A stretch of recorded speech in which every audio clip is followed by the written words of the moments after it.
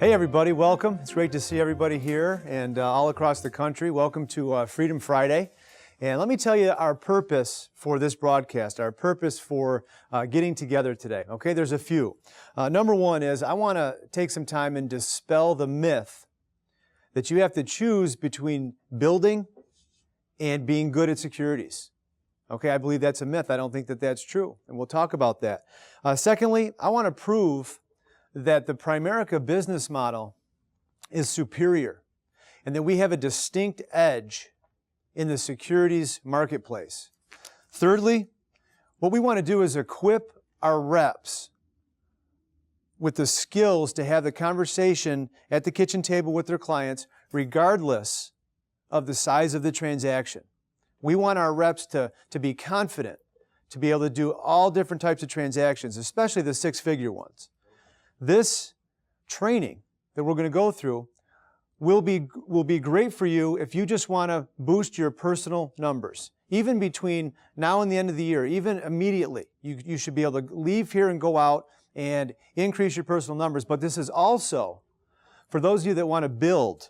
And if you're a leader and you want to be able to have a duplicatable, simple way to teach your folks how to do the securities business. It's also to build an inherent culture of saving and investing for our reps and our clients. We want to do the full job for everybody, but we want to do that for ourselves as well. We want to understand investing and handle our own money the right way. And lastly, our last purpose of getting together today is to give you a preview of what's coming. Let me tell you what's coming soon. There is an incredible team of talented people here at Home Office working on a project along with great field leaders from around the country. And what we're doing is we're putting together what's called the Complete Builder's Guide to Securities, so that it's going to have everything you need to know about the securities business. So a brand newly licensed representative could have access to this DVD series and a manual that we're going to put together and learn everything. And you can use it the way you see fit in your base shops for training. It's going to be in a modular form, so we'll have modules on all the different aspects of securities. And the theme is central throughout the whole thing. It's to make it simple and duplicatable, but professional, and enable us to get good at providing an incredible value to the client. So a few thoughts as we begin. I don't think that it's a case where we only can do both, meaning building and securities. I think it's a case where we have to do both. See, when I got started in the business in 1999, I went full-time as a district. And I lived in upstate New York, and we had different compensation at that point. Our life compensation was a bit different. And for me to go full-time with a wife at home on maternity leave and a brand new baby, our first child, I had to maximize my time at the kitchen table. So I was forced, in a sense, to get good at securities, to be able to do that and not leave that business on the table. And so I think the same holds true today. We've gone through a transition. Our debt plans for folks have changed. And so because of that, thank God we're good at the securities business, because that shored up our income. All right, it's very important. And here's what that's developed into today. We have an organization now with five first-generation RVPs and a couple second generations. And that effort early on, when I started getting good at securities as a district 14 years ago now, has turned into about $140 million in assets under management right now. And a volume of, between 2 and 2.5 million a month that comes in. And we've got over 12,000 accounts that we've set up for clients, mostly where we live in upstate New York. So getting good pays off. And I always felt like this. I owed it to the people that I sat with to be good. I owed it to my family, because if I was going to leave them and be out at the kitchen table and be away from them in the evenings or whatever, I owed it to my family to be good, to maximize that time. But I also had a strong sense of responsibility to the folks that I was sitting with. This company was built on buy term, invest the difference. So if I only know how to do the buy term part, I'm really letting the folks down that I'm sitting with. And so I feel a strong sense of responsibility to America's middle class that we sit with and help. Okay, it's very important, and I'll tell you why in a few minutes. I'll tell you a couple stories. But here's a few assumptions before I really start to get into it, and I want to share these with you. I'm assuming that you can get to the kitchen table. All right, as we go through this, I'm basing this on a major assumption that you can get yourself to the kitchen table. Now, over the years, I know how I've got myself to the kitchen table, and there's really three ways that I know. Number one, the best way. Recruiting someone who wants to do our business, wants to give it a shot, and field training them in their warm market. That is the number one most effective and efficient way, in my opinion, to get to the kitchen table. The majority of our securities business over the years has come from that. Secondly, financial wellness workshops. There's an entire program on POL that if you go to the Download Center and click on Financial Wellness Workshops, we'll show you A to Z how you can position yourself to go into a company or an organization where you live and do a professional workshop and offer the folks there education, first and foremost, and then the opportunity to sit with you and have an F&A. So that is another way to get to the kitchen table that over the years we've used, and it's been very, very effective. And then thirdly would be referrals, which comes from those first two ways that I mentioned. You may know another way to get to the kitchen table, but I don't. Those are the ways that I've used, and I'm assuming that you're going to have that going on for yourself, all right, to make use of what I'm going to share with you today. Second assumption is that you're licensed to have these discussions I'm going to talk about. Okay, you've got to be securities licensed to be able to implement what we're going to go over. Third assumption is that you're going to practice this because you're serious about Primerica. You're serious about providing a high level of service to the people that need it so much. Is that a safe assumption? Okay. And then lastly, I'm assuming you know that what I'm showing you today is one approach to securities. It's what's worked for us, so I can teach it. I can talk about it with conviction because it's worked for us big time. You know, last year we did about 25 million in the hierarchy, and I did about 900,000. So I know this works, and I know it's duplicatable because it's what the folks in our organization are doing, and it's not just me doing it. Does that make sense? This year we should do about 30 million or so, and I'll do a couple. So I want you to know that I respect the great field leaders across the country that have a way of doing things. This is just another way. It's the way we've used. So I'm assuming that you know that, and that you also have the respect for anything that's out there that other leaders have put their time and effort into creating. There's a lot of great resources. This is not the only way that we can do it. Okay? But that being said, I want to jump into it now. Why do securities matter? Insurance and debt solutions are temporary, but investments are permanent. Financial independence can only be reached through investing. Yes, it's incredibly important to lay the foundation of our financial house with term life insurance. But that's not really what helps people get financially independent. It protects them. And it's incredibly important to have a written plan to control and eliminate debt and have a plan to get out of debt. But again, that's only a step in the right direction. What we need is savings and investments to become financially independent. Would you agree? Yes. Secondly, residual income is critical to our freedom. There's a couple ways to get residual income working for ourselves in our great business.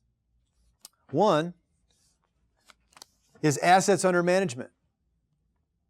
And that's when people invest and we get paid residually on the work we do. I'm getting paid today, guys, for work that I did 14 years ago. Now, if I had stayed at the job that I had, that would not be the case. Okay? Another way to get residual income in our great business is by having reps under management. People that we've recruited and trained and provided an environment, and they become independent and they can go out and do the business without us. And that's another incredible source of residual income. But think about this. What about reps under management that create assets under management? Now we can get there twice as fast. See, I was always interested in that. And another reason why I think securities matter so much is that I believe it makes us more referable as a professional. And not to take anything away from what we do with term life insurance, but just my own opinion, I would much rather get referred to someone as the investment guy instead of the insurance guy. And I've found over the years that I've gotten some very, very strong referrals because I knew what I was doing at the kitchen table with investments. And when I got to the person's house that I was referred to, it was a pretty simple process to help them as well because they wanted me there. Okay? I want you guys to think about this. This is so important. I want you to write this down. Competitors have no edge over us. Never, ever feel inferior to anyone in the financial services industry. We have superior integrity. Would you agree? Yes. As a company, and certainly as individuals, that's our own choice. But we should make sure, that's a decision we can make. We should make sure that we have superior integrity over anybody else that we sit with, or that we would compete against out there. Now, I'm not saying that everybody's a crook. I'm not saying that at all. But I have seen some crazy things over the years. It's a big deal out there right now. This is really important to understand investments and be able to help people. See, Main Street and middle-class America resents Wall Street right now. But they still need to invest. Whether they like Wall Street or not, the fact remains that they still need to invest. That's where we come in. They don't have to deal with somebody that they resent. You know, I sat with a family a few years back, two extremely intelligent people. The wife was head of IT for a large company that had 3,000 employees in my area, a technology-based company. Head of all of the IT. So she was way smarter than me. Her husband was also a software engineer, had his own business, worked from home. So they had great income, great family, very intelligent. And I did a workshop for the company. And she said, we'd like to talk with you. So I went and sat down. And early on in the appointment when I was talking with them, they took a binder and put it in front of me and said, will you explain this to us? And I looked at it, and it was a proposal, a very fancy proposal to help them fund their kids' education. They had 3 kids that were in junior high at that time, and they were planning ahead, looking at, okay, college is coming. And they said, we went to a seminar, and this is what it was about, on how we can fund our kids' education, and we don't really understand it. And I looked at that proposal, and within minutes, I knew what I was looking at. Now, I'm not saying that to say, hey, look how smart I am. I'm saying that to tell you, in Primerica, we can get one heck of an education. We're equipped to be able to help people. Now, here's what the proposal was.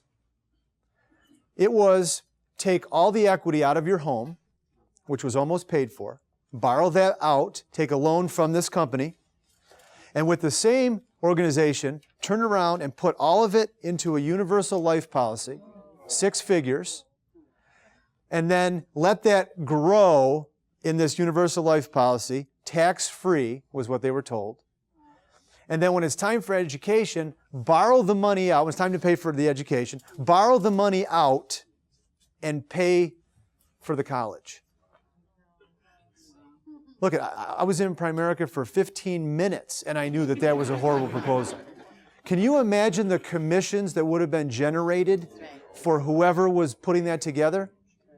So what I was able to do is cut them off at the pass, intervene, and help that family because of our unbelievable system that we have here, and make some recommendations that were far more suitable. Of course, the first thing I told them was, don't you dare take the equity out of your home. Keep paying your home off. Be paid off soon. You don't ever have to touch that.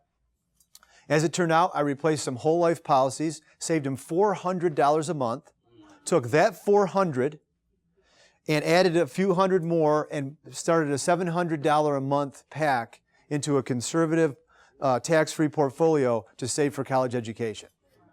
And it worked beautifully, and they're still my clients to this day. You know, another thing I think about is I sat with another family, and they actually called a financial services company, a big insurance company that provides financial services, and said that they wanted retirement plans. They wanted Roth IRAs. And when I sat with them, they ended up with 2 whole life policies. And the agent said it's the same thing. Wow. It's the same thing. It's going to grow. It's tax-free. It's the same exact thing, except this is even better. See, this is why we have to be good. I was able to undo that in a matter of minutes. And I specifically asked for that agent to come and sit with us. And he wouldn't. He wouldn't. Here's another key point, guys. We have a superior business model. So if you take superior integrity and you combine it with a superior business model, there is no stopping us. I think we just have to be a bit more aware of this. See, whenever a company cannot do transactions under a certain amount and be profitable, that's inferior to us. We are superior because we can do transactions from $50 a month to multi-millions. The key is just knowing what to do. It's very important. I think of the fact that when I first got my license, okay, the first year, so I got my license at the end of 1999, and in the next 12 months, I was so excited about this, I did $2.9 million in personal production, which is respectable. It's not the most anybody's ever done, but it was a good start. And here's the most amazing thing about that. Of all the $2.9 million, there was only one 6-figure transaction. And it was $154,000. So my point is, what if I was only able to do transactions over $250 when I got started? I wouldn't have done $2.9 million. I would have done 0 because it wasn't the client base that I had access to. But I was doing a whole bunch of 10,000 here, 15,000 here, 50,000 there, 5,000 getting Roth IRAs set up. I was teaching people how to start investing, and I was happy to do that. So I think that makes our model superior. Would you agree? Yes. Don't underestimate the smaller transactions. They are very, very important. Another thing we cannot underestimate, guys, is the power of PACs. Very few clients that I've ever sat with that had investments with another company before I sat with them had a monthly contribution going in automatically. Very few. Do you realize that $1,000 a month in PACs is the same annual compensation as $250,000 in assets under management? Let me say that again. If you set up $1,000 a month in PACs, it's the same annual compensation going forward as $250,000 in AUM. So for all the new folks out there, just getting started, just getting their license, let me ask you this. You're just getting your feet wet. Could you go out and help 4 people invest $250 a month right away? Oh, I think you could. I think you could do it in the next 2 weeks. That's easier to get started that way than trying to get your brain maybe around going out and doing $250,000. All right? But they pay you the same going forward, especially if you're a regional leader and you get trails.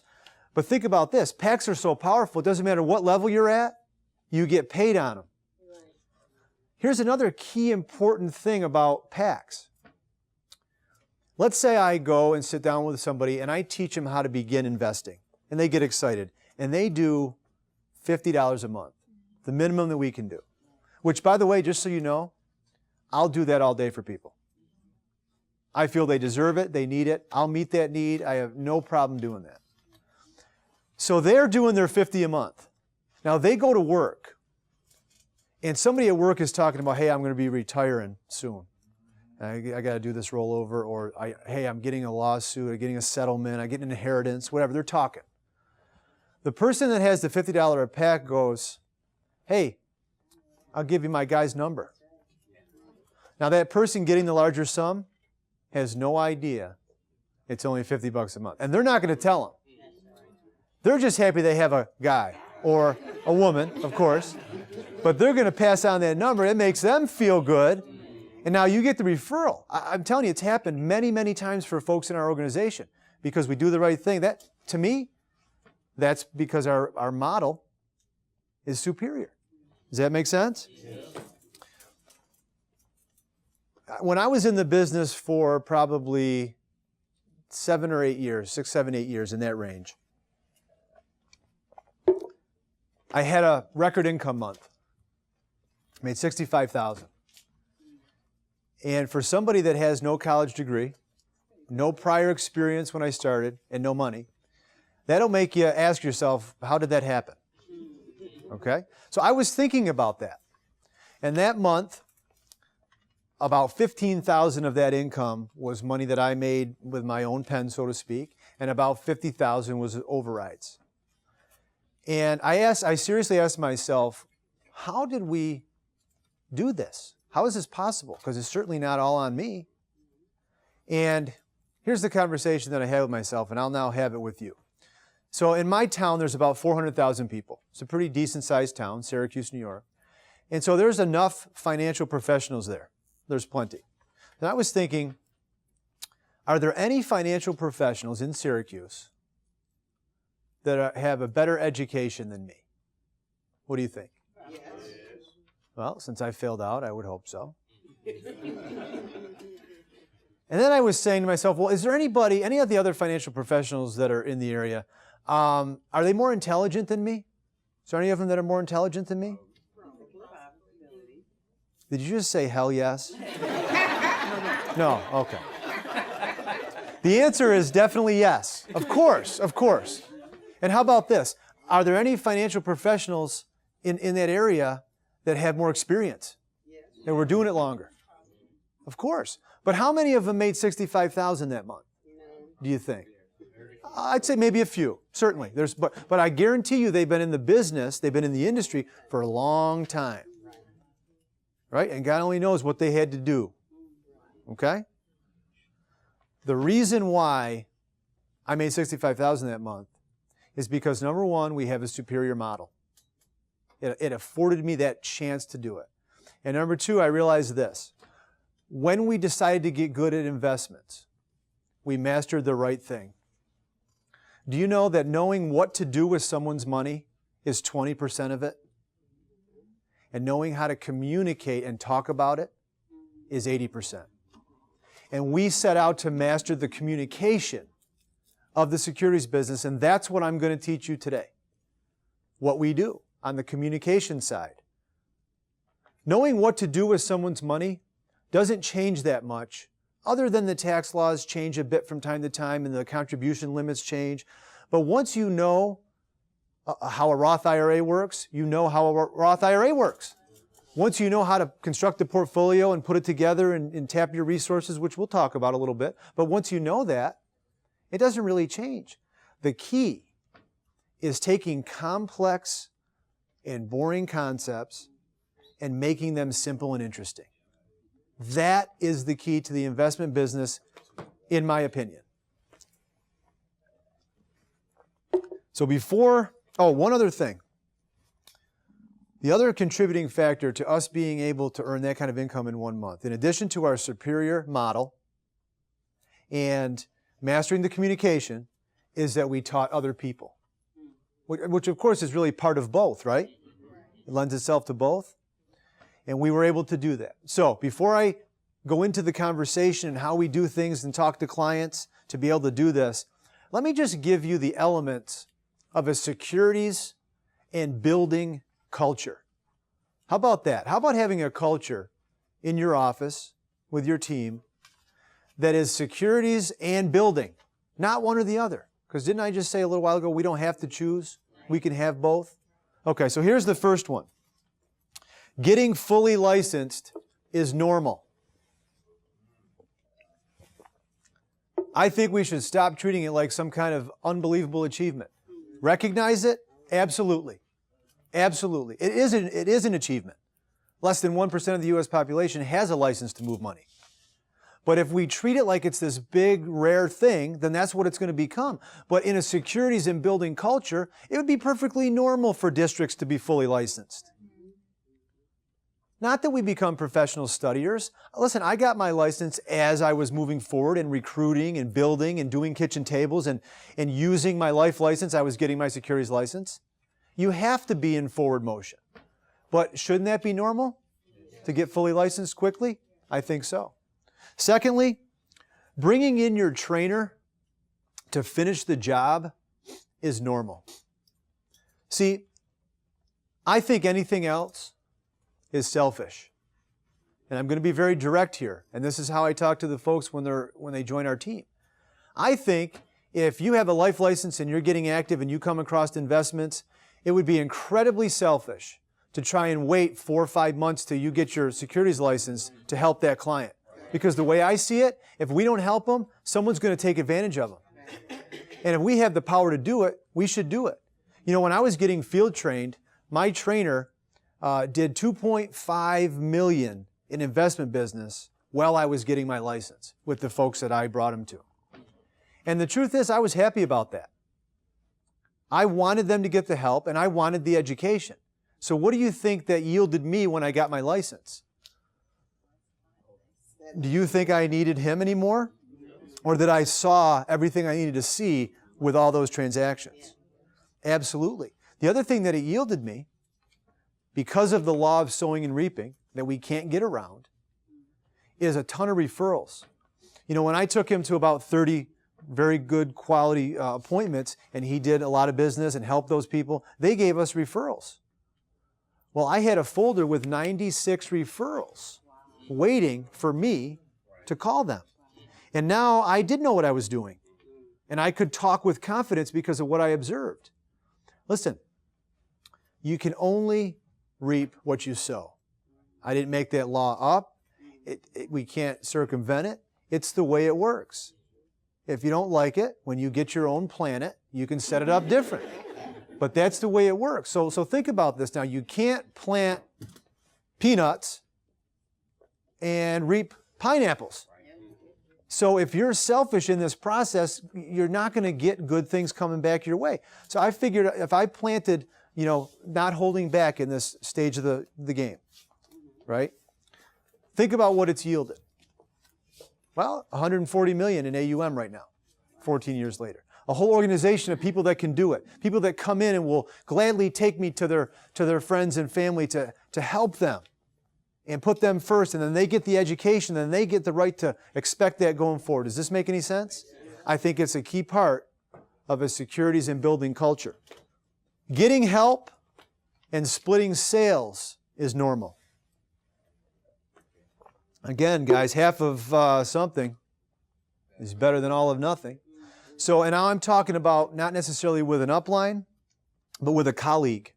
So what I see happen in my organization quite often is, let's say somebody's direct to me, and they're out there doing the business, and they come across a securities transaction that they haven't come across before. And let's say I was out of town or wasn't available or something. They'll get with someone else in the base shop who will go and help them do that business and split sale it. Because it's, again, better to help the client and get half of something than not know what we're doing and go out there and lose the whole thing. So that's a normal way of doing business in this kind of culture. And then lastly, getting really good is normal. How quick can you get good? Everything's easy once we know how. Right? So the key is, how fast can we get good? I'm hoping that this training, that this broadcast, that this effort here will help us get good quicker as a company. I'm hoping that that's what it'll achieve. That's why I'm here. I know that's why you're here. I know that's why you're watching. I sat with a family probably, again, 5-6 years ago. I think it was 2005. And this story that I'm about to tell you illustrates everything I've already talked about. How our model is superior, and how we have superior integrity and this field training process and the elements of the securities and building culture I've already mentioned. So check this out. We had a gentleman join our team, and he was in his early 40s, brand new, not even licensed yet, and we took him to a big event, all right, one of our leadership development schools.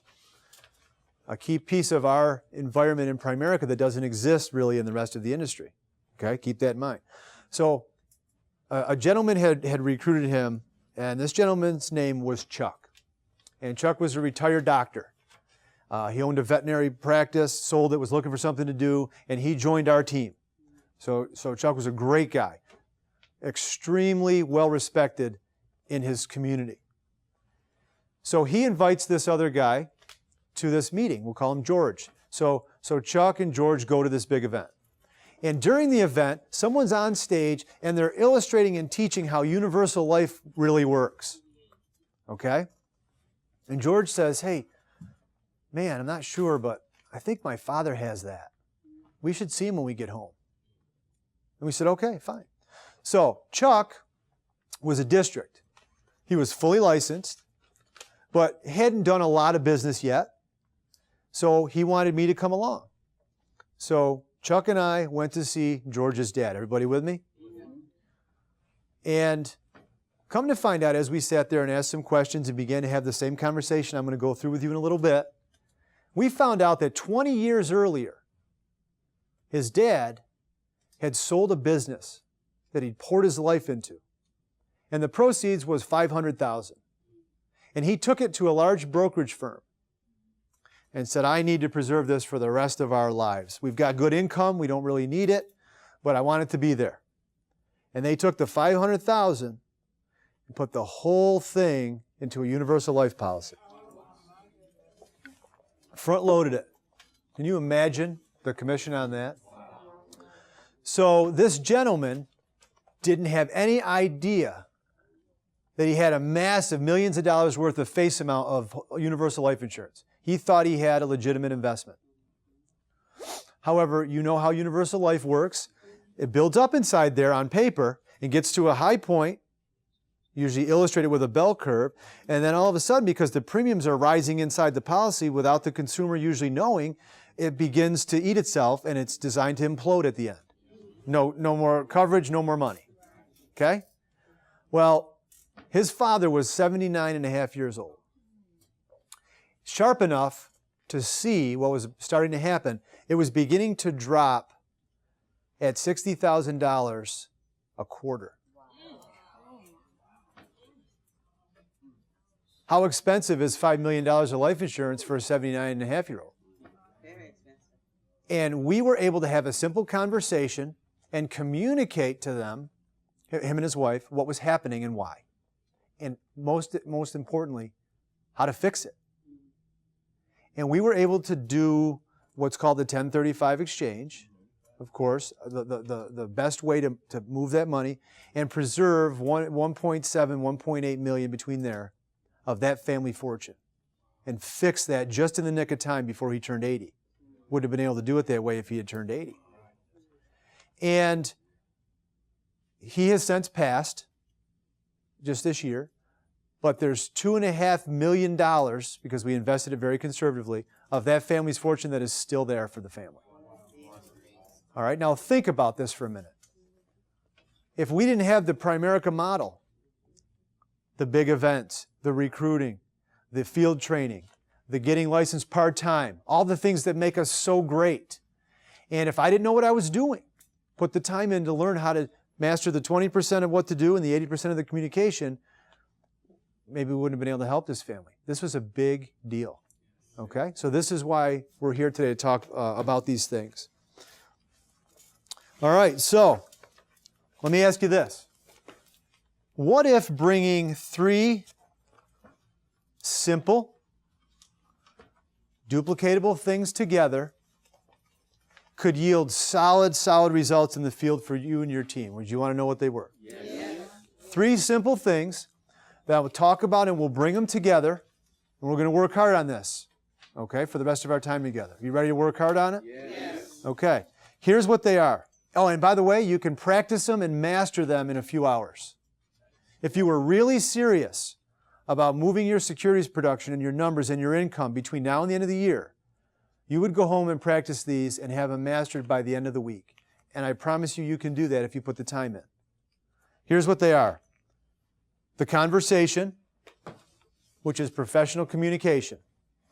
The second thing is 5 fundamentals that will guide you so you know what to do when you look at people's assets, when you look at the money they have. There's 5 fundamentals that will guide you every time. They will not fail you. And then thirdly, tapping your resources. I think we have access to amazing resources that David Siegel and his team have brought in painstakingly over the years, and I just think that they're underutilized. That's been my observation. And so to show these guys what we appreciate, how much we appreciate what they've done, we in the field have to master the part that we have to master. They get us what we need. We master the communication and this process I'm going to go with you and taking full advantage of what's put on the table. Right? Fair enough? All right, so let's start with the conversation. Let me define for you, first and foremost, what I think a professional conversation is. And this is what I do at the kitchen table. It's simply a well-organized series of questions, listening and responding. The goal is to have a conversation with an agenda. Our goal is not to drone on and talk to people in a way that they don't understand. It's to have a conversation with an agenda, and what that consists of is a well-organized series of questions, listening and responding. That's how we win confidence. Let me ask you guys this. Is anybody going to do business with you if they don't have confidence in you? No. And your abilities? No, they're not. Especially when we're talking about 6-figure transactions potentially. So here's what the initial conversation is, the way I look at it. Again, this is kind of a macro view, an overview. It's all about learning about the people we're talking to and what they want. It's not about telling them everything I know. It's not about telling them what they have to do. It's about learning about them and what they want. That's an entirely different feeling for somebody who's been pitched a bunch of items, a bunch of products. It's building trust. It's teaching fundamental time-tested principles. And it's getting commitments. So listen, if your goal when you went to the kitchen table was simply that, it's not that difficult, is it? You could do that. Think about it. If you have the mindset going in, here's what I want to do at the kitchen table today. I want to learn about them and what they want. I want to teach them some fundamental time-tested principles. I want to build their trust, and I want to get some commitments so that I know my work is not going to be in vain. That right there is us being a professional. Now let me just say this. The second conversation, so let's assume that that's going to happen, guys, when you're first sitting with people and you're collecting information, okay? Before you do an F&A, before you make any kind of recommendations, that's the goal. Everybody with me? All right.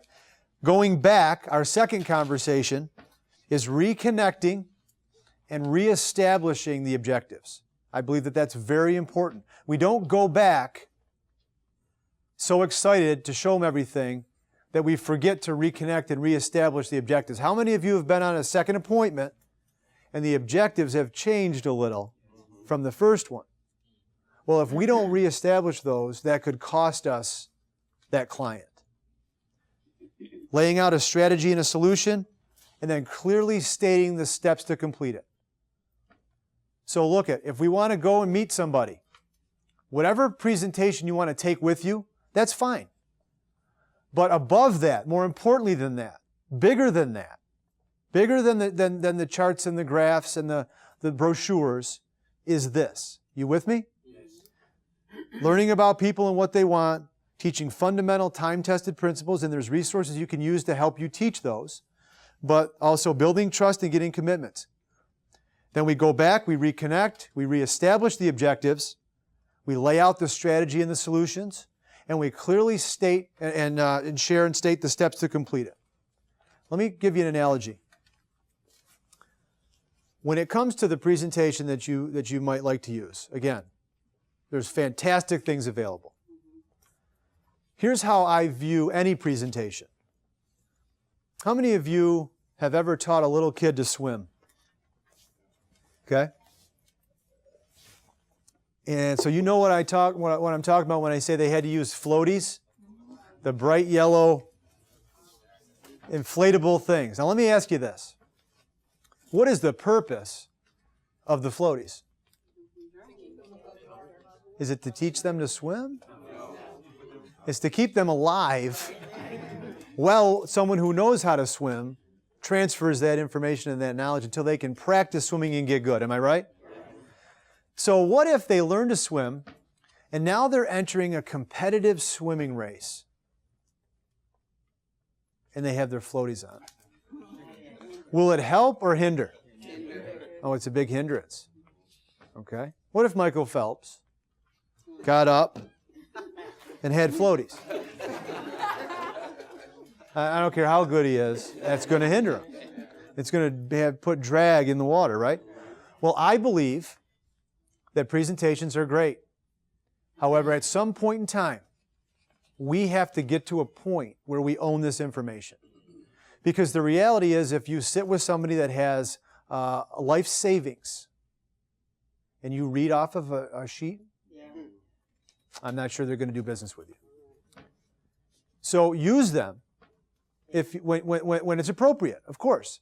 But I think the goal, as a massive force of securities licensed people, one of the largest in the industry, what we should do is get really good and own this stuff and be able to have a conversation. Make sense? Yes. Okay, let's go into the fundamental principles. I'm going to give you 5 fundamentals. Now, here's what I observe happen all around the country. People will do a great job getting themselves to the kitchen table. And there's a challenge sometimes. There's work and effort required and belief and everything. And some emotion goes into that. So they get themselves to the kitchen table. And then they do a great job helping people implement the foundation to the financial house. They do the great job with the term insurance. But they leave the investments alone. Why do you think that happens? Nervous? People are nervous? Possibly if they're not licensed. Let's say they're licensed, then they leave them alone. Listen, if they're not licensed, then they leave them alone. It's a culture issue. Because what should they do? Get somebody right back in there quick, right? Let's say they're licensed, then they leave them alone, which also happens. Lack of confidence, absolutely. They don't know what they're looking at. Could that be part of it? If you bring me your car and say, look, my car's making a funky noise. Can you take a look at it? So I say, sure, and I pop the hood. My advice is going to be, well, you probably should put some washer fluid in it. Because that's the only thing I know how to do. I can get gas and put washer fluid in. All right? You take that car to a master mechanic, and that master mechanic can say, oh, let's do this, and here, I'll get you right back on the road. Because the master mechanic knows what he's looking at. It's that simple. Now, could I learn? If a master mechanic taught me? Of course I could. The difference here now is I can pick up a statement in the process of collecting someone's information to do an F&A or to talk with them, and I can look at their investment statement, and in a matter of seconds, maybe minutes, I know what's under the hood.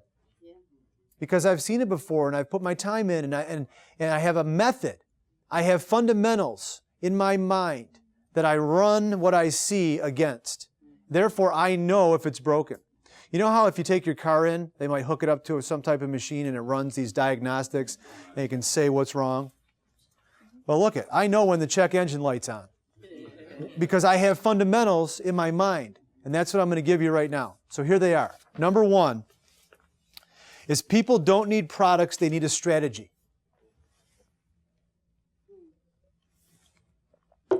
This is profound. It's a profound statement to make to a client who's been sold a bunch of random financial products. and it's not working for them. They've lost money.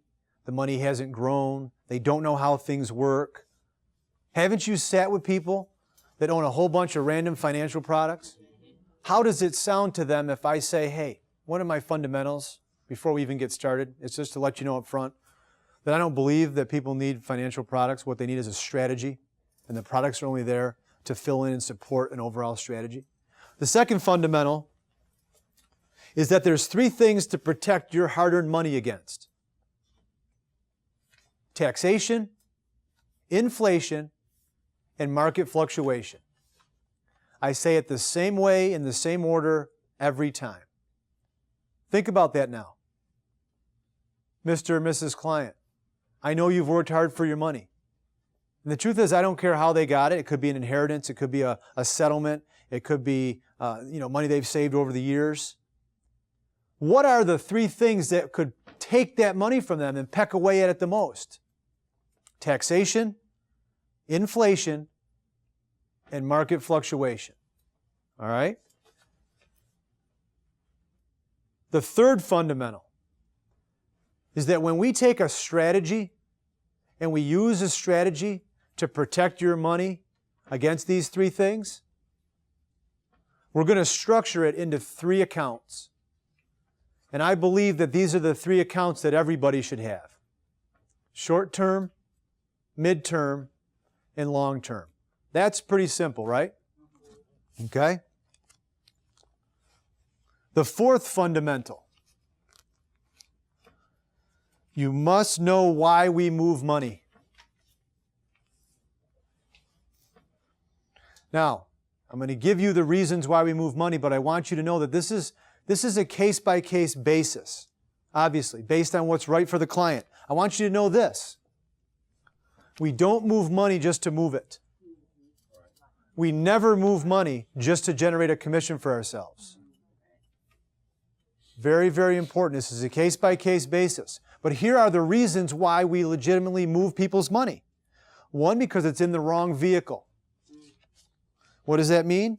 Very simple. It means it's exposed to 1, 2, or the 3 things that I said that could take their money. If it's exposed to those, it's in the wrong vehicle. Because why keep it there if we can move it in and protect it against those things? Let me give you an example. Let's say you sit with someone, they've got $50,000 in a CD. Is that CD protected against taxation? No. Is it protected against inflation? No. Is it protected against market fluctuation? It is. It is. So how simple would this be? Mr. and Mrs. Client, I see you have the $50,000 in a CD. Tell me about it. Why'd you put it there? How'd you get it? Well, there's 3 things that we really need to protect this money against: taxation, inflation, and market fluctuation. And I see here that you're exposed to 2 out of the 3. If I could show you a way to be protected against all 3, would that be something you'd want to take a close look at? Is that a conversation you could have at the kitchen table? The second reason why we move money, we're on the 4th fundamental, but we're talking about the reasons why we move money. The second one is there's no strategy. So 1 is the wrong vehicle, 2 is no strategy. How many people do you think really have an overall strategy? Not many. What do they have? A few financial products. Boy, can we separate ourselves in the marketplace at the kitchen table if we master this stuff. And I believe that we can. The third reason why we move money is the fees are too high. You ever come across somebody with a financial product where the fees don't justify the returns? Of course we do. Number 4 is poor performance. That's the 4th reason why we might move money. And number 5 is poor service. Do you think anyone has all those reasons going on? Sure they do. What an improvement we can make if we know what we're doing. Now that's it. How simple are those fundamentals? As far as knowing when to move money. Now you know what to look for. Now you know what's under the hood. And there's one more fundamental, the fifth one. We must play offense and defense. We must play offense and defense. Now let me explain this to you. What chance do we have of winning a game if we only play offense? Not a very good one. What if we only play defense and we never try to score? We're not going to win, right? So we have to play both. The same thing holds true with our portfolio, with our money, with our investments. Why is this so important? It's so important because money takes twice as long to come back as it does to go down. Money takes twice as long to come back as it does to go down. Let me illustrate. If I have an account with $100,000 in it, and I get a negative 50% rate of return, how much do I have? $50,000. What a lot of people would simply say is, okay, let me be optimistic. Next year, the market will come back, my account will come back, I'll make a positive 50% rate of return and make my money back. Is that how it works? How much do we have? $75,000. I can't tell you how many clients, when I have this conversation with them and I ask them this, they think they're going to have their money back. It's the same way of thinking when we illustrate the rule of 72 and we say if we take our rate from 3 to 6%, what happens to our bottom line amount? And they all say it doubles. Because it's not that logical. It takes a little bit more, it takes a little knowledge. You got to think this through. So here's the point. It takes multiple good years to make up for one bad year in our accounts, in our portfolio. So what if we could tell clients that they don't have to take as much risk, that they shouldn't, that they have to have defensive positions in their portfolios? How does that sound to them? Do you think people are going to their homes and having this conversation with people from other companies? No, they're not. This will separate us. This is all about them, having confidence and liking us and trusting us. Okay? It's a different conversation. Along with that point of money takes twice as long to come back as it does to go down, let me take that a little deeper for you and point this out. Most portfolios that I've seen, and this is a range of dollar amounts, $10,000 to several hundred, set up by other brokers and different people in the financial industry, most of them simply follow the market. When you boil it all down, most of them follow the market. So if the market's up 20%, their account's up 20%. The market drops 20%, their account drops 20%. I call that a swing in a portfolio. The wider the swings, the worse the performance because of the principle we just outlined. We have to play offense and defense, and money takes twice as long to come back as it does to go down. So what if you knew how to design a portfolio that when the market went up 20, it didn't go up 20, but maybe it went up 15. You know I'm speaking conceptually. But when the market dropped 20, maybe it dropped 5. What would that difference be compounded out over a 15 or 20-year period for that client?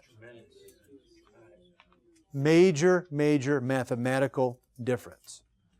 So I'm going to tell you how we can work towards being able to do that and the resources we have access to and how we do that. So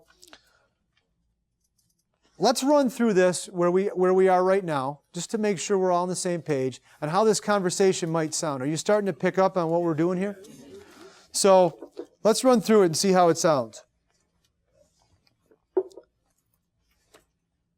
So you sit with a client and you say, so, as you're transitioning to the financial topics and the reason why you're there, what if you said something like, Let me just tell you a couple of my fundamentals before I even look at your stuff. Let me just tell you a couple of things that I've built my business on, the way I do business, how I handle things. Let me share some of these fundamentals with you. I just want you to know that I believe people don't need financial products. They need a strategy. And I believe you've worked hard for your money. And I think there's three things that are trying to get it. And we need to use this strategy to protect our money against these three things. And those three things are taxation, inflation, market fluctuation. That's right. And I might clarify and say taxation, of course we know what that is. Inflation, we've got to beat the inflation rate. And of course, market fluctuation, the ups and downs of the economy. Might clarify that depending who I'm speaking with. So then I would say, so I have access to some fundamental strategies that I use to protect your money against these three things. And I'm going to structure this solution for you into three accounts. And those three accounts are short-term, mid-term, and long-term. Okay? And before I look at what you have, I just want you to know I don't believe in moving money just to move it. There has to be a benefit to you. And I have criteria that I'm going to reference your accounts against, some fundamentals. And if we feel we need to make a change, then I'll recommend it. Otherwise, I'm going to tell you to stay right where you are. How is that client feeling at this point?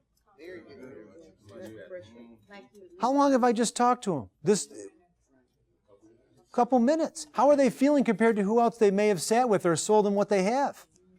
We're starting to draw this separation. I call it the value gap. Okay? Then I'll say, here's a couple of my principles that I'm talking about. We have to play offense and defense with our money. And the reason for that is because money takes... That's right. And could you explain the swings in a portfolio to them? Okay, yes you could. Sounds like you guys know what you're doing. Let me explain another principle that I teach at the kitchen table sometimes. I only do it when I have to take it up a notch, like when I'm sitting with an engineer. Because since engineers know everything already, I have to do something about the value gap. And I'll talk about a concept called beta. Now, a beta is a fancy word for measure of risk. And the overall market has a beta of 1. And every mutual fund, and typically every stock, is also assigned a beta. So the beta of the mutual fund and the stocks is relative to the beta of the market. Pretty simple, right? So let's say the market has a return, the S&P has a return of 8% during a certain period of time. Looking back in history, a definitive period of time, call it 10 years, whatever. It has a return of 8%. And it has a beta of 1. So what if I could talk to people about the risk they're taking relative to the market or relative to the investments they already have? What if I could simply, in a matter of a few minutes, analyze a portfolio or have it analyzed for me, even better? It's not bad to know how to do it, but if you're busy and building and doing things, maybe you just have it done for you. And I could say, Mr. and Mrs. Client, I've analyzed your portfolio. And during this 10-year period, you've earned 7%. Not bad. And your beta is 1.2. In other words, your measure of risk to get that 7% is 1.2. That means you took 20% more risk than the overall market. Make sense? What I've prepared for you is a portfolio that plays offense and defense. And during the same period of time, historically, it's earned the same 7%, but the beta is 0.80. So how much less risk did that portfolio take to get that same return?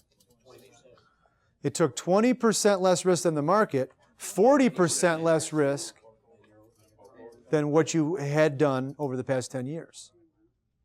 Is that money going to be difficult to move? Not at all.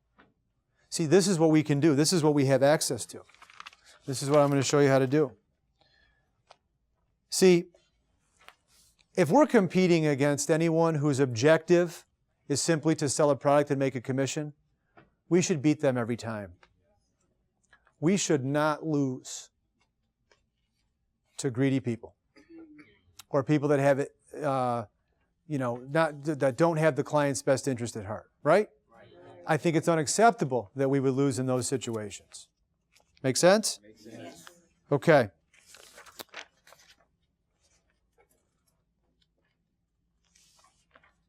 Let's review. Just want to review the fundamental principles. I told you there'd be a test. The first fundamental principle that we have to... Now, you're not going to read them off of here. What kind of test is that? Jeez. That sounds like continuing education. All right. So the first fundamental principle is people don't need products, they need a strategy. 3 things to protect our money against. Taxation, inflation, market fluctuation. Okay, this one's, 3 accounts everybody should have. Short-term, mid-term, long-term. Okay, this one's tougher. 5 reasons why we move money. The first one is it's in the wrong. No strategy. Fees are too high. Poor performance. Poor service. And the 5th fundamental principle is we've got to have... That's it.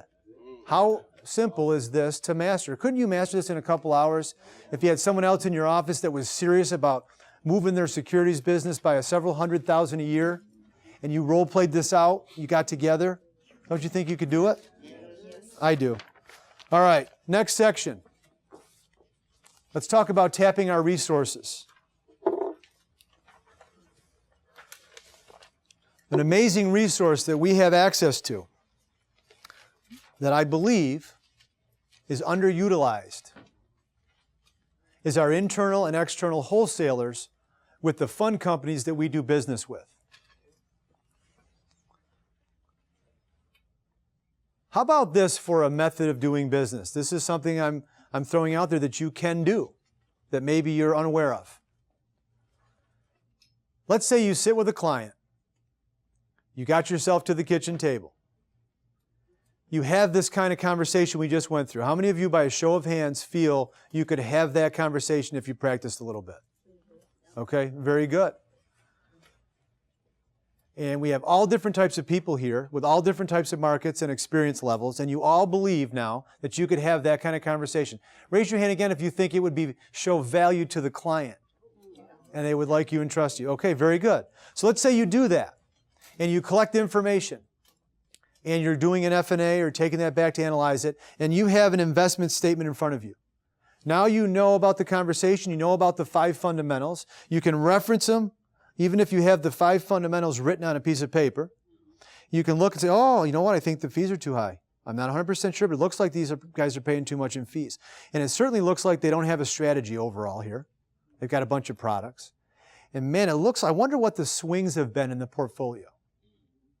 All right, I'm not saying at this point in time you have to become Albert Einstein and know how to do all that. Here's what I am saying. Remember, we're talking about building and securities culture. Here's what you can do. Develop a relationship with an internal wholesaler at a fund company that you like. Doesn't matter which company you want to use. They're all great. Call them up. Call him or her up. Talk to her. Say, hey, I've got a portfolio. I've got a client. I want to work out something great. And simply fax it in. They will take that and run a hypothetical illustration that very clearly will show you the best and worst 1-year, 3-year, 10-year periods of the portfolio. It'll show you those swings I was talking about. It will show you the beta of the existing assets that they have. So if their beta is 1.3, what does that tell you? 30%. They took 30% more risk than the overall market. And then you can get them on the phone and say, hey, look, I really want to get their beta down to 0.9 with a similar return. And the truth is, most people out there would take 1% less return to lower their risk because they've had about enough. That's where we're at most of the time. And they'll create that, work with you, and give it back to you. And you can take it to the client. See, to me, that's an unbelievable resource. And here, if you want to take it a step further, here's what you can do. They will teach you.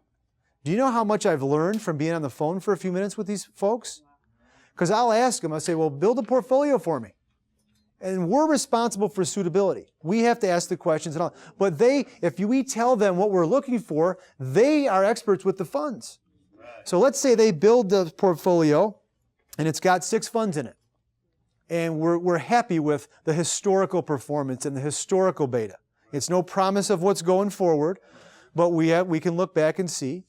Now I can ask them questions and say, hey, why did you choose this fund? Tell me about it. And they tell, well, I chose this fund because of this, this, this, and this. They go, oh, okay. So now when I'm talking to the client, we say, we chose this fund because of this, this, and this. The client says, damn, you're smart. Right? That's the process. That's an unbelievable thing. And you know, if you're an RVP and you develop relationships, we're in a relationship business. These folks want our business. They want to help us. Every internal wholesaler wants to become an external. So they're working hard to impress their boss and to do a great job. And so they want to get a promotion. So what I do is when they do a great job for me and they give me what I want, and I'm not demanding. I don't want to be that way. I don't want to ever be rude or demanding, but I tell them what I need and we work together and I thank them for it and they thank me for the business and all that. Well, then I'll make sure their boss knows what a great job they do. And we develop strong relationships. Okay? If you're an RVP and you want the externals that travel around to come out to your office, they'll come out and provide training and help you, and you just get the knowledge base wider and deeper and bigger. Next thing you know, we're dropping in key statistics about this stuff right off the top of our head into these conversations. How great is that for the client? Okay? Morningstar is another unbelievable resource. The process that I just described, that if you have a good relationship with an internal wholesaler that they might do for you, of course we can do ourselves with Morningstar. Depends on how much you want to get into it, how much time you spend, and both ways are fantastic. You can generate the same report that they're sending over. Make sense? Okay. A few miscellaneous tips as we start to wind down here. My advice is this deals with when we find ourselves in a competitive situation with another financial professional. I want to give you some tips that have worked well for us over the years to come out on top here, to get the win. One is, if we're going to be in a competitive situation, we ought to know it. We ought to know it. See, it's amateur hour if we go in naive and tell everything, spill our candy in the lobby, tell everything that we know, and then walk out, give all of our recommendations, and we never knew they were going to compare with 2 or 3 people. We need to know that up front. And the way that I like to ask that is I say, so who else are you working with on this? And I want to know how serious they are of working with me, and I'll say, well, I just need to know how hard you want me to work on this. If you just want some ideas, that's one thing, but if we're committed to working together, I'm going to dive right in and dig deep on this and come back with something that's going to be fantastic. I just need to know that we're committed. See, a professional has the right to get commitments up front. Our time is incredibly valuable. Very few people have put in the time and effort and energy that you have to get your licenses. And now to study this or whatever you're going to do out there, you deserve to get commitments. And I'm not talking about pressure. I'm not talking about a hard sell by any stretch. You can see by everything I've gone through, there's no hard sell in this at all. It's the opposite, right or wrong. But I think we should get commitments. I don't believe we should do someone else's work. And I have no problem looking a client in the eye and telling them, hey, look, if you want to get multiple opinions, I respect that. Here's what I would like you to do. Go ahead and gather them. And when you've got everything, I'll be happy to come back and look through them with you and share with you what I have. And I believe if they get other opinions, it's just going to show how good I am.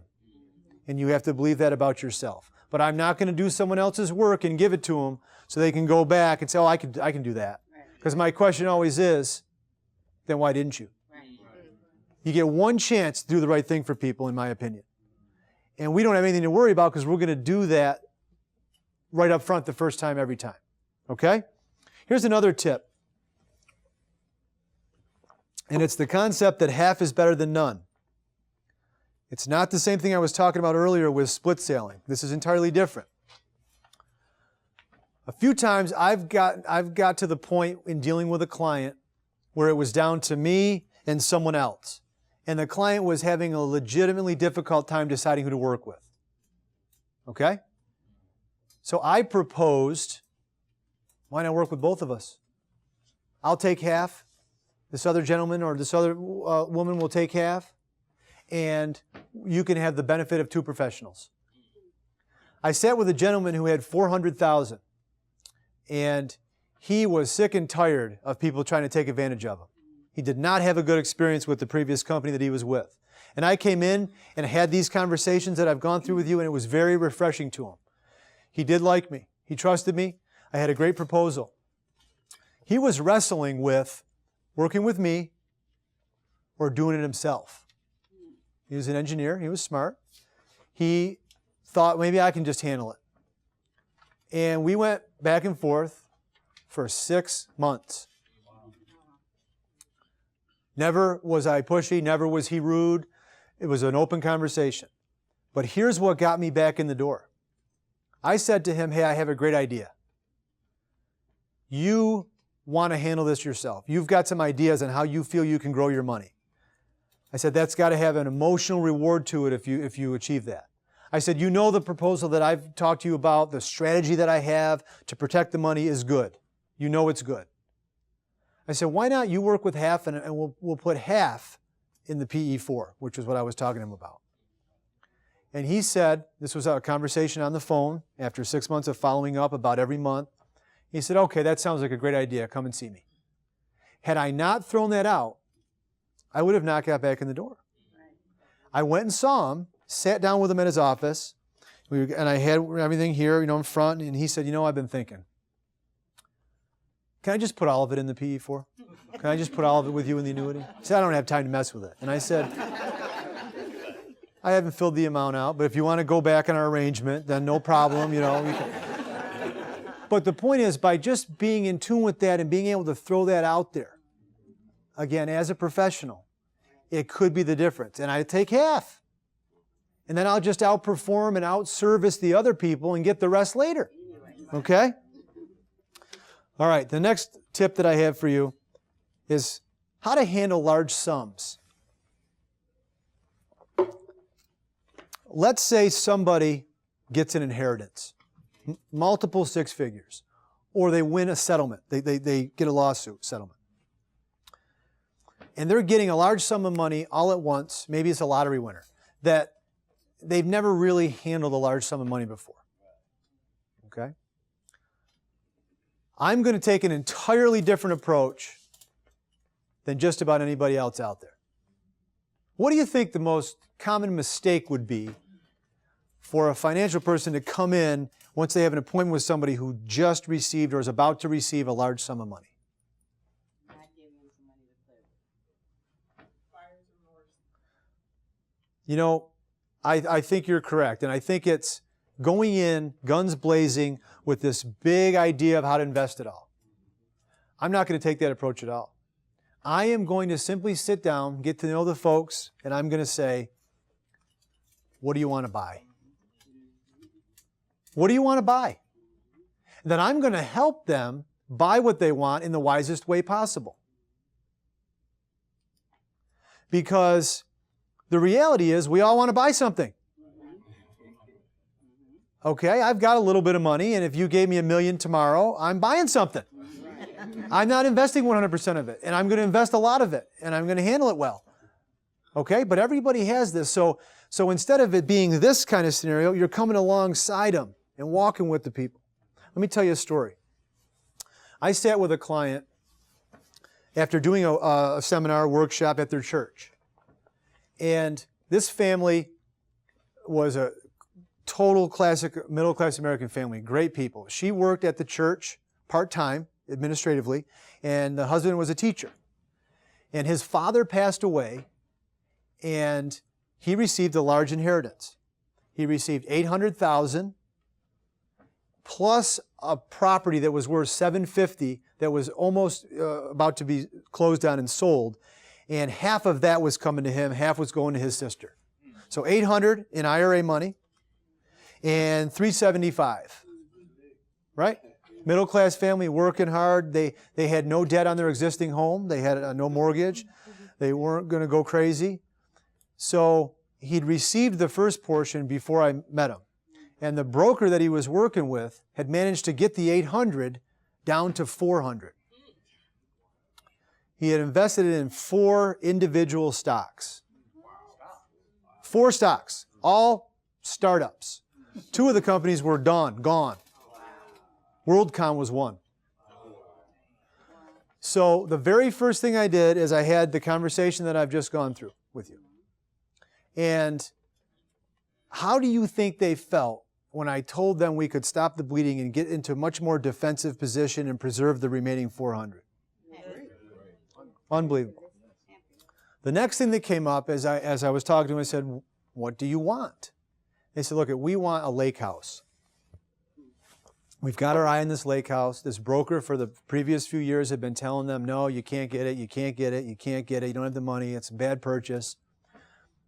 And I said, well, why do you want the lake house? Oh, we want it when our kids, have kids. We want the grandkids to be there. We want it to be in the family. And they said, well, we're going to get this $375. We've got another 100 in CDs that we've saved over the years, which that's what they thought that they should do. We're going to just pay cash for the lake house and be done. We've lost so much money over here. We're just going to buy this lake house for $400,000. I said, okay. Let me ask you a couple questions. I said, if you pay cash for the lake house, in 30 years, what will you have? And they said, a paid-for lake house. I said, that's correct. In 30 years, will there be taxes on the property? And they said, yeah, it's $12,000, so it's probably going to be more than that by then. And I said, will there be maintenance on the property? Upkeep. And they said, well, of course. And I said, all right, so if your kids or your grandkids inherit this, and they don't have the money for the taxes or the maintenance, what's going to happen to the lake house? It's going to have to be sold. So what about this idea? What if we took enough money, got rid of the CDs, got this other $375, combined it all. What if we took enough to put down on the lake house? Enough to put down to avoid PMI. And you take a mortgage. You don't have any debt. It'd be a comfortable situation. We take the 400 and we put it over here in an account with tax-free municipal bond funds. Tax-free munis, exempt from federal and state tax. In New York, there's a New York tax-free. Some states have them, some don't. And that account, by nature, is conservative. It's tax-exempt. The capital gains are exempt from tax, and they pay dividends every month. And it's accessible. It's not tied up. And we use the tax-free income from the account to pay the mortgage payment. And in 30 years, what will we have? A paid-for lake house and whatever principal is there, which should be the majority of it. And we use the tax-free income and we achieve the same thing.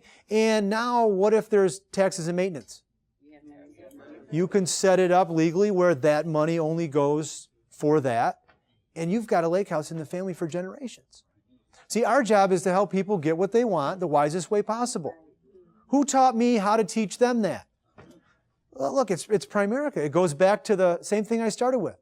Our model is superior. In this particular example, I knew what I was doing a whole lot more than that broker did. Because I learned it here, and I was able to have simple conversations, put people at ease, and get help from our resources, that I tapped our resources, and I was able to do that. There's still clients to this day The mortgage payment's been being paid every single month, and it's worked out fantastic. Okay, last point.